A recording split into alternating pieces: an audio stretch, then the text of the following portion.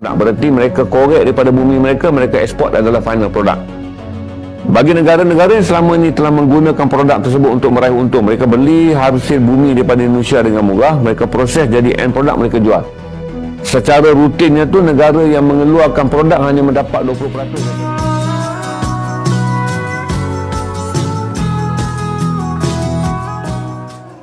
Halo, apa kabar? Assalamualaikum warahmatullahi wabarakatuh. Jumpa lagi bersama channel Tialo TV. Oke, kali ini kita akan melakukan reaction lagi teman-teman semuanya. Namun jangan lupa like, komen, dan subscribe. Oke, kali ini kita akan mereaction tentang orang Malaysia yang berkeinginan negaranya seperti Indonesia. Oke teman-teman semuanya, apakah ada yang seperti itu ya? Oke, kita akan saksikan di video kali ini, yakni di The Wonder. Oke teman-teman semuanya, linknya kami lampirkan di deskripsi. Ini dia videonya, kita saksikan sama-sama.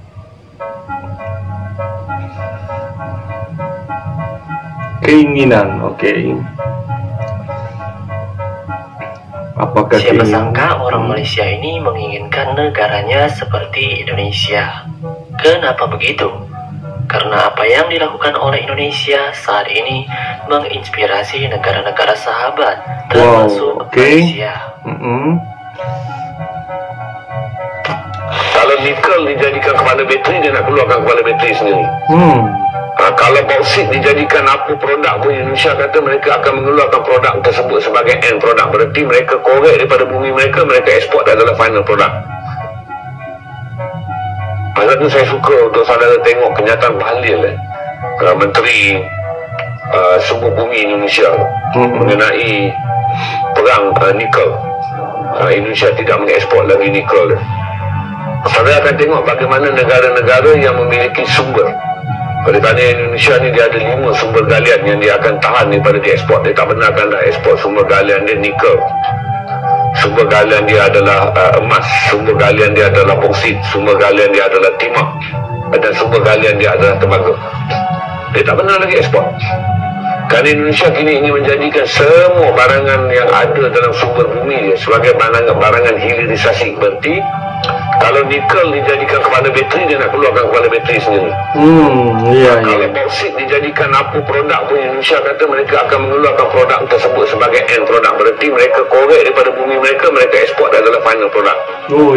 Bagi negara-negara yang selama ini telah menggunakan produk tersebut untuk meraih untung, mereka beli hasil bumi daripada Indonesia dengan murah, mereka proses jadi end product, mereka jual. Secara rutinnya tu negara yang mengeluarkan produk hanya mendapat 20% daripada penilai barang. Negara yang memiliki teknologi memproses produk memiliki 80% keuntungan daripada produk ujung barang. Tapi Indonesia kata sebagai bangsa yang tak lama merdeka, tahun 45, mereka tak mahu lagi menjadi negara yang seperti negara terjajah. Jika saudara ambil, saudara akan nampak bahawa kawalan negara-negara yang memiliki sumber komoditi akan menjadi lebih kuat.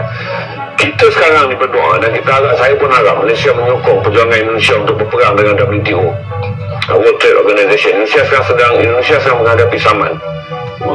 Satu daripada Australia dia dah kalah untuk nikel, tapi dia masuk pusingan rayuan di Mahkamah Timur Utara World Trade Order. Dia disaman oleh Kanada dan sekarang dia disaman oleh Kesatuan Eropah kerana dia menghentikan ekspor 5 barangan yang diperlukan oleh dunia daripada sumber bumi Indonesia, yang kata Presiden Jokowi, kami tidak akan lagi menjadi bangsa yang dijajah oleh penjajah dengan menggunakan penjajahan ekonomi. Kata Indonesia, mereka sedang memulakan langkah yang paling besar yang akan mengubah lagi satu trend dunia, di mana negara yang mengeluarkan produk hasil bumi tak boleh dipaksa dalam perjanjian untuk menjual produknya tanpa pilihan. Indonesia kata pilihan mereka sekarang, mereka nak hasilkan dalam negeri mereka.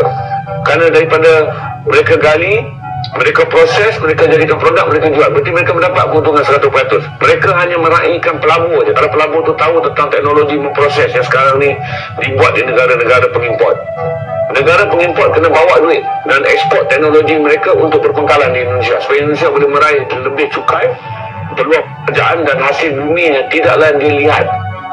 Dia jual 20%, orang produce lain jadi jual RM1. 80% negara yang buat production tu yang dapat. Mereka negara yang menggali hasil bumi terasa seperti dijajah di bawah neokolonialisme ekonomi. Menurut lembaga-lembaga internasional, Indonesia saat ini emang naik daun.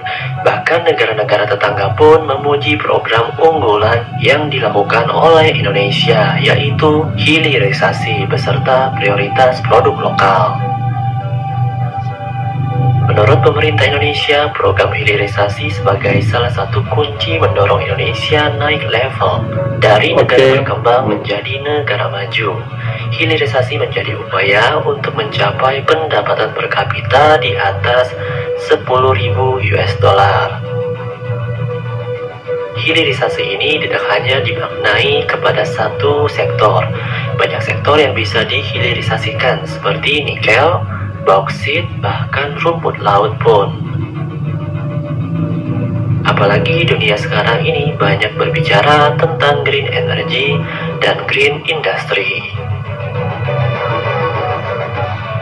Menteri Investasi Bahlil Lahadalia menyebut hilirisasi tidak hanya untuk nikel, namun dilanjutkan ke tembaga hingga yang teranyar hilirisasi pasir kuarsa dan pasir silika yang direncanakan dalam proyek Rempang Eco Park di Batam, Kepulauan Riau.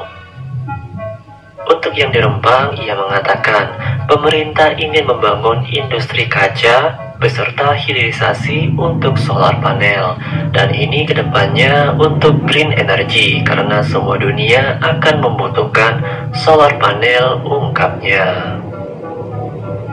Berkat hilirisasi Indonesia sejak 2 tahun terakhir, industri pertambangan Indonesia mengalami lompatan cukup tinggi. Hal ini berkat komitmen pemerintah yang serius untuk melanjutkan hilirisasi bahan tambang.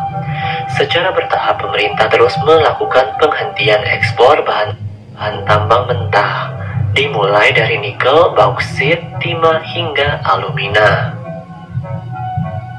Hilirisasi merupakan strategi pemerintah guna meningkatkan nilai tambah komoditas yang dimiliki suatu negara.